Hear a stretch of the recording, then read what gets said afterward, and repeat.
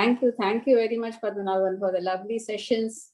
Got a lot to learn from your experience and, of course, your sharing. That is a great asset.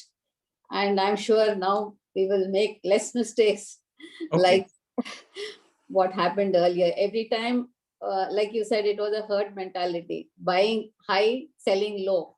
And what I learned was just sitting quiet on a stock helps you make more money than going on meddling with it.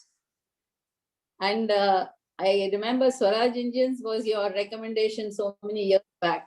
I'm still holding on to 100. Okay, so you'd have made at least 10 times on that? Yes, more than that.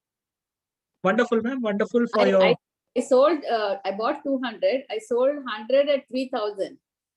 Okay. Yeah, but I wish I had sold all the 200. Now it is.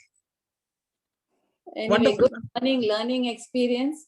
And I'm sure, like you said, we can definitely double or triple your money in the next 3 to 4 years. Sure. Thank you so much for your trust and the feedback. Yeah. Thank you. Anyone else would like to share?